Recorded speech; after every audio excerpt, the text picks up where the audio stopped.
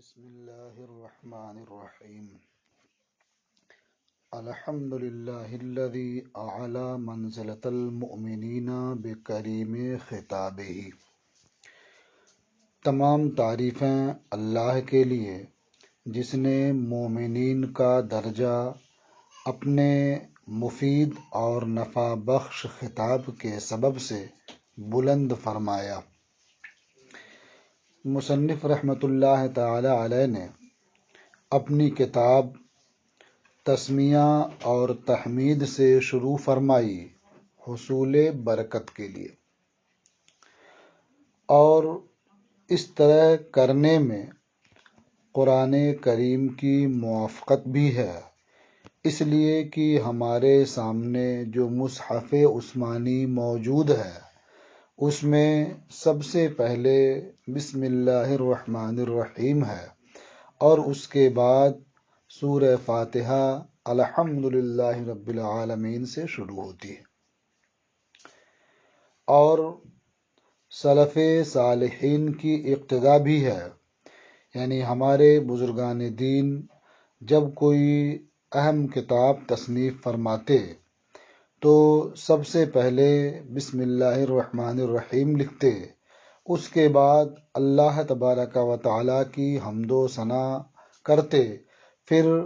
اصل کتاب شروع فرماتے تھے۔ تو اس طرح سے کرنے میں سلف صالحین کی اقتدا بھی ہے، اور نبی کریم صلی اللہ تعالی علیہ وسلم کے ارشاد کی بجا آوری بھی ہے۔ حضور صلی اللہ تعالی علیہ وسلم نے ارشاد فرمایا، کل امر ذی بال لا یبدأ فیہ بسم اللہ فہو ابتر، یا بعض روایتوں فہو اقطع، یعنی ہر امر ذی شان جو اللہ کے نام سے شروع نہ کیا جائے وہ ناقص رہتا ہے، ناتمام رہتا ہے۔ تو مصنف نے اسی لیے اپنی کتاب کی ابتدا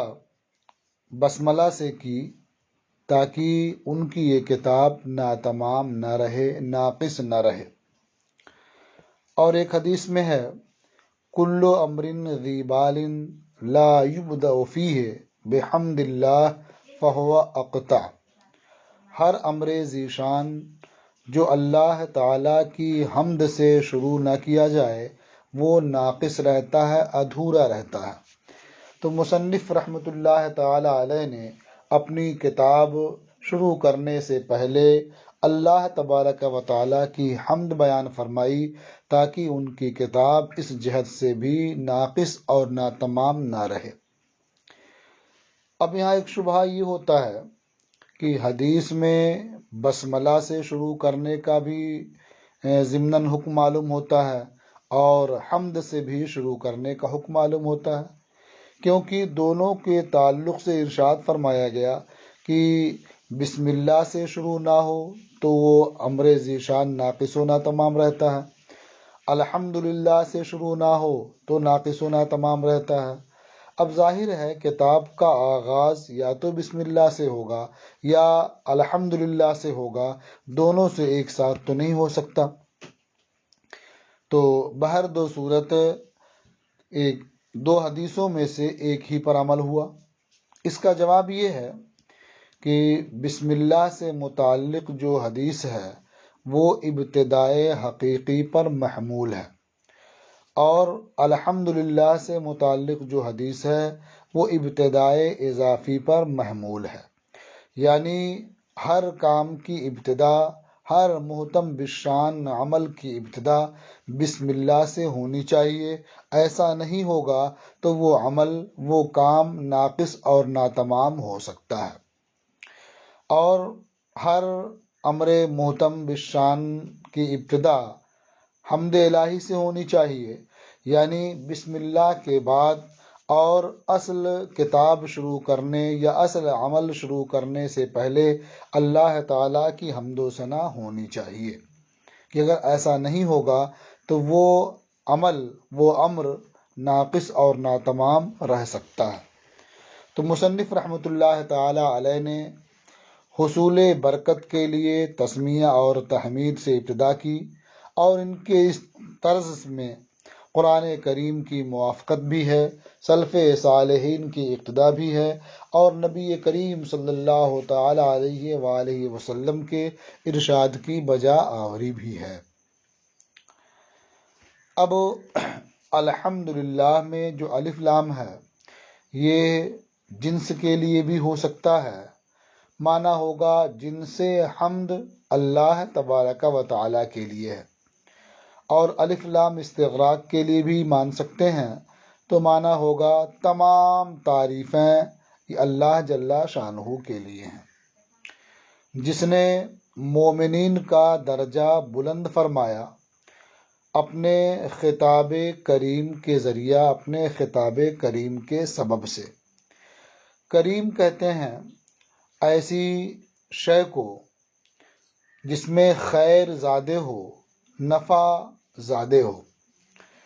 تو اللہ رب العزت کا خطاب جو مومنین کے حوالے سے ہے، بلا شبہ اس میں خیر کثیر ہے، مومنین کے لیے نفع زیادہ ہے۔ تو مصنف رحمۃ اللہ علیہ نے فرمایا کہ جس نے مومنین کا درجہ بلند فرمایا اپنے نفع بخش خطاب کے ذریعہ، ارشاد فرمایا وَأَنْتُمُ الْأَعْلَوْنَ، اور تمہیں سر بلند ہو۔ تو مومنین کو اللہ رب العزت نے اعلیٰ ان کا درجہ بلند کیا، انہیں سر بلند فرمایا۔ کریم یہ حقیقت میں خطاب کی صفت ہے اور اسے مضاف بنا دیا گیا ہے، اور یہ صفت کو مضاف بنا دینے کی بہت سی حکمتیں ہوتی ہیں۔ مثلا ایک حکمت یہ بھی ہو سکتی ہے کہ مومنین کے درجوں کی بلندی مطلقاً خطاب الہی سے نہیں ہے، بلکہ اس خطاب سے ہے جو کریم ہے۔ تو کریم کا تعلق یہ مومنین کے درجے کی بلندی سے ہوا، اس لیے کریم کو مقدم کیا، یہ خاص ہے اور خطاب یہ عام ہے، اور اس لیے بھی اس کی اضافت کر دی اور کریم کو پہلے لائے تاکہ سجا کی موافقت بھی ہو سکے۔ یہاں فرما رہے ہیں بے کریم خطاب ہی، آگے فرما رہے ہیں بے معانی کتاب ہی، اس طرح سے اور بھی مقاصد ہو سکتے ہیں۔ تو تمام تعریفیں اللہ کے لیے جس نے مومنین کا درجہ اپنے خطاب کریم کے سبب سے بلند فرمایا۔ وَرَفَعَ دَرَجَةَ الْعَالِمِينَ بِمَعَانِي كِتَابِهِ، اور علماء کا مرتبہ، علماء کا درجہ بلند فرمایا اپنی کتاب کے معانی کے سبب سے۔ دیکھیے العالمینہ میں جو الف لام ہے یہ موصولہ بھی ہو سکتا ہے، اس صورت میں معنی یہ ہوگا کہ اور ان کا درجہ بلند فرمایا جو اس کی کتاب کے معانی کو سمجھتے ہیں، جانتے ہیں۔ تو ظاہر ہے علماء کتاب اللہ کے معانی اور مفاہیم سمجھتے ہیں، تو جو کتاب اللہ کے معانی اور مفاہیم کو سمجھنے والے ہیں، جاننے والے ہیں، اللہ رب العزت نے ان کا درجہ اور بلند فرمایا۔ اور با سبب کے لیے بھی ہو سکتا ہے بمعانی میں، تو معنی کیا ہوگا، اس صورت میں با تعدیہ کے لیے ہوا،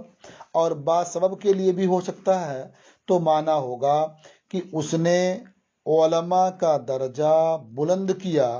اپنی کتاب کے معانی سمجھنے کے سبب، یعنی یہ علماء کتاب اللہ کے معانی سمجھتے ہیں، اس کی وجہ سے اللہ نے ان کا درجہ بلند فرمایا۔ اللہ رب العزت ارشاد فرماتا ہے یرفع اللہ الذین آمنوا منکم والذین اوتوا العلم درجات واللہ بما تعملون خبیر۔ اس میں علماء کے درجے کی بلندی مومنین سے یہ ظاہر ہوتی ہے، اگرچہ ابتداءً دیکھنے میں یہ لگتا ہے کہ اللہ رب العزت نے اس آیت میں مومنین اور علماء کو ایک درجے میں رکھا ہے، لیکن جب آپ باریکی سے غور کریں گے تو آپ کو سمجھ میں آئے گا کہ اللہ رب العزت نے مومنین سے زیادہ علماء کے درجات کو بلند فرمایا ہے۔ وہ اس طور پر معلوم ہوتا ہے کہ جب اللہ رب العزت نے ارشاد فرمایا یرفع اللہ الذین آمنوا منکم،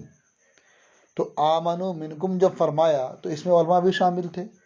تو اگر دونوں کے درجے یکساں ہوتے تو الگ سے علماء کا ذکر نہیں ہوتا، لیکن آگے اللہ نے فرمایا والذین اوتوا العلم، تو سمجھ میں آیا کہ مومنین کے جو درجات ہیں اس سے کچھ مخصوص درجات علماء کے لیے ہیں، اس لیے عام کے ذکر کے بعد خاص کا تذکرہ فرمایا۔ تو گویا مصنف رحمۃ اللہ تعالی علیہ نے قرآن کریم کی آیتوں کی روشنی میں اپنے خطبے میں دونوں باتوں کا ذکر فرمایا کہ اللہ رب العزت کے لیے حمد و ثنا ہے جس نے مومنین کا درجہ بلند فرمایا اپنے خطاب کریم کے سبب سے، اور ان کے درجات کو مزید بلندی بخشی جو اس کی کتاب کے معانی کو جاننے والے ہیں، سمجھنے والے ہیں۔ اور کیوں نہ ہو کہ علماء یہ انبیاء کے وارث ہوتے ہیں، تو بلا شبہ ان کے درجات عام مومنین سے بلند ہوں گے۔ اور اعلیٰ اور رفع کہنے میں جو بلاغت ہے وہ آپ بخوبی محسوس کر سکتے ہیں کہ اللہ نے فرمایا وَأَنْتُمُ الْأَعْلَوْنَ، تو مصنف نے اعلیٰ فرمایا مومنین کے لیے، اور يَرْفَعِ اللَّهُ الَّذِينَ آمَنُوا مِنْكُمْ وَالَّذِينَ أُوتُوا الْعِلْمَ درجات، تو علماء کے لیے رفع کا ذکر فرمایا۔ وَخَصَّ الْمُسْتَنبِطِينَ مِنْهُمْ بِمَزِيدِ الْإِصَابَةِ وَثَوَابِهِ، اور ان میں سے یعنی پہلے مومنین کا ذکر فرمایا تو مومنین میں سے علماء کو خاص فرمایا، ان کے درجات عام مومنین سے زیادہ بلند ہوئے۔ اب علماء میں ہر طرح کے علماء ہیں، بعض مجتہدین ہیں اور بعض مجتہدین نہیں ہیں، تو جو مجتہدین ہیں ان کو علماء میں سے خاص فرمایا۔ وَخَصَّ الْمُسْتَنبِطِينَ مِنْهُمْ، اور علماء میں سے مجتہدین کو، استنباط کرنے والوں کو خاص فرمایا مزید اصابت اور مزید ثواب کے ساتھ۔ مستنبطین سے مراد مجتہدین کرام ہیں جو نصوص سے مسائل کے استخراج میں اپنی طاقت صرف کرتے ہیں، یعنی عبارت النص، دلالت النص، اشارت النص، اقتضاء النص اور قیاس کے ذریعہ مسائل کا استخراج کرتے ہیں اور اپنی پوری توانائی اس میں صرف کرتے ہیں۔ تو اللہ رب العزت نے ان علماء کے مرتبے کو اور خاص فرمایا، ان کے درجات اور بلند فرمائے۔ تو اللہ تعالیٰ نے مجتہدین کو علماء کی صفوں میں سے خاص فرمایا مزید اصابت کے ساتھ، یعنی وہ استنباط کرنے میں اپنی طاقت صرف کرتے ہیں تو اللہ رب العزت انہیں درستی عطا فرماتا ہے اور اجتہاد کرنے میں وہ حق کو پا لیتے ہیں۔ اور مزید ثواب کے ساتھ خاص فرمایا اس لیے کہ جنہیں اللہ تعالیٰ نے اجتہاد کی قوت بخشی ہے، جب وہ اجتہاد کرتے ہیں تو یہ اللہ کا فضل ہے کہ انہیں اصابت اور درستی عطا فرماتا ہے، اور اگر کسی وجہ سے ان سے غلطی بھی ہو گئی، درستی کو نہ پا سکے، جب بھی اللہ رب العزت انہیں اجر و ثواب عطا فرماتا ہے۔ اس لیے مجتہدین کے بارے میں کہا جاتا ہے کہ اگر انہوں نے درستی پالی، حق کو پا لیا، تو ان کے لیے 2 اجر ہے، اور اگر ان سے چوک ہو گئی، ان سے خطا ہو گئی، جب بھی ان کے لیے 1 اجر ہے، یعنی ان کی محنت کا اجر اللہ تعالیٰ انہیں عطا فرماتا ہے۔ تو گویا علماء میں سے مجتہدین کو اللہ نے خاص فرمایا مزید اصابت اور مزید ثواب کے ذریعہ۔ وَالصَّلَاةُ عَلَى النَّبِيِّ وَأَصْحَابِهِ، اور درود نازل ہو نبی صلی اللہ تعالی علیہ وسلم پر، یعنی نبی آخر الزماں صلی اللہ تعالی علیہ وسلم اور ان کے اصحاب پر۔ والسلام علی ابی حنیفہ رضی اللہ عنہ و احبابہ، اور سلام ہو امام اعظم ابو حنیفہ رضی اللہ تعالی عنہ اور ان کے احباب پر۔ تو نبی کریم اور اصحاب نبی کریم پر درود بھیجنے کے بعد حضرت امام اعظم ابو حنیفہ رضی اللہ تعالی عنہ پر سلام بھیجنے میں کئی باتوں کی طرف اشارہ ہو سکتا ہے۔ مثلا ایک اشارہ اس امر کی طرف ہو سکتا ہے کہ حضرت امام اعظم ابو حنیفہ رضی اللہ تعالی عنہ یہ تابعین میں سے ہیں، اس لیے انہوں نے اصحاب کے ذکر کے بعد امام اعظم ابو حنیفہ رضی اللہ تعالی عنہ کا ذکر فرمایا۔ تو اس بات کی جانب بھی اشارہ ہے کہ حضرت امام اعظم ابو حنیفہ رضی اللہ تعالی عنہ یہ تابعین میں سے ہیں، اور اس میں کوئی اختلاف بھی نہیں، کیونکہ انہوں نے حضرت انس ابن مالک رضی اللہ تعالی عنہ کو ضرور دیکھا ہے، ان کی رویت میں کوئی اختلاف نہیں ہے۔ جبکہ بعض دیگر صحابہ کرام کی زیارت بھی انہوں نے کی ہے، ان سے ملاقات بھی ہوئی ہے، یہ اور بات ہے کہ بعض کی رویت میں اختلاف ہے۔ اور خاص طور سے امام اعظم ابو حنیفہ رضی اللہ تعالی عنہ پر سلام بھیجنے میں اس بات کی جانب بھی اشارہ ہے کہ مصنف رحمۃ اللہ تعالی علیہ یہ حنفی المسلک ہیں، تو انہوں نے اپنے امام کے اوپر سلام بھیجا۔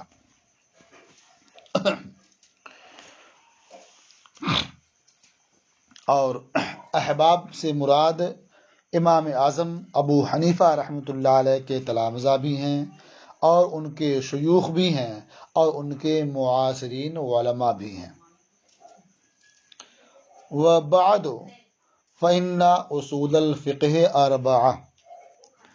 اور حمد و صلات کے بعد اللہ جل شانہ کی حمد، نبی کریم صلی اللہ تعالی علیہ وسلم اور ان کے آل و اصحاب پر صلات، اور امام اعظم ابو حنیفہ اور ان کے احباب پر سلام کے بعد فإن اصول الفقہ اربعہ، یعنی ان سب چیزوں کے بعد جو بہت ضروری ہیں، اب یہ اصل بات شروع کرتے ہیں کہ اصول فقہ یہ 4 ہیں۔ اب اصول فقہ 4 ہیں، کون کون؟ فرماتے ہیں کتاب اللہ تعالی و سنت رسولہ صلی اللہ تعالی علیہ وسلم و اجماع الامت والقیاس، یعنی اصول فقہ جس کی تعریف آپ پہلے پڑھ چکے ہیں، یعنی پہلے سبق میں اصول فقہ کی حد لقبی اور حد اصطلاحی آپ سن چکے ہیں۔ اصول فقہ کا موضوع اور اس کی غرض اور اس کا فائدہ سب سماعت فرما چکے ہیں۔ اب یہاں سے حمد و صلات کے بعد یہ اصول فقہ کی کچھ بنیادی باتیں ذکر کرتے ہیں، اور فرماتے ہیں کہ اصول فقہ یہ 4 ہیں، یعنی احکام شرعیہ کا جو استنباط ہوتا ہے، استخراج ہوتا ہے، جو احکام شرعیہ کا اثبات ہوتا ہے، وہ ان 4 دلائل کی روشنی میں ہوتا ہے۔ ان میں سب سے مقدم کتاب اللہ ہے، یعنی اللہ تبارک و تعالیٰ کی کتاب، یعنی قرآن کریم، اور دوسرا درجہ ہے اللہ کے رسول صلی اللہ تعالی علیہ وسلم کی سنت کا۔ کتاب و سنت تو مطلقاً بولا جاتا ہے، لیکن کتاب اللہ سے مراد یہ قرآن کریم کی تقریباً 500 آیتیں ہوتی ہیں جو احکام سے متعلق ہیں۔ اسی طرح سے سنت رسول اللہ کا اطلاق ہوتا ہے، جبکہ سنت سے مراد تقریباً 3000 احادیث ہوتی ہیں جو احکام سے متعلق ہیں۔ اور تیسرا درجہ ہے اجماع امت کا، اور چوتھا درجہ ہے قیاس کا۔ تو اس طرح سے کل 4 اصول ہوئے فقہ کے۔ اب دلیل حصر کیا ہے اس کی کہ 4 ہیں؟ تو دلیل حصر کے بارے میں بہت اچھی بات یہ کہی گئی کہ ادلہ شرعیہ یا تو وہ قول شارع ہیں، یعنی حکم شرع جس دلیل کے ذریعہ ثابت کیا جا رہا ہے وہ دلیل یا تو قول شارع ہے یا شارع کے علاوہ کسی اور کا قول ہے۔ اگر وہ دلیل قول شارع ہے تو یا تو وہ اللہ کا قول ہے یا اللہ کے محبوب کا قول ہے۔ اگر وہ اللہ کا قول ہے تو وہ کتاب اللہ ہے، اور اللہ کے محبوب کا قول ہے تو وہ سنت رسول اللہ ہے۔ اور اگر وہ دلیل قول شارع نہیں ہے تو یا تو وہ قطعی ہے اور یا تو ظنی ہے۔ اگر وہ قطعی ہے تو وہی اجماع ہے، اور اگر وہ ظنی ہے تو وہی قیاس ہے۔ تو یہ اصول فقہ کے 4 میں منحصر ہونے کی یہ دلیل ہے، وجہ حاصل۔ فلا بد من البحث في كل واحد من هذه الأقسام ليعلم بذلك طریق تخریج الاحکام۔ تو اب ان اقسام میں مذکورہ میں سے ہر ایک کا بیان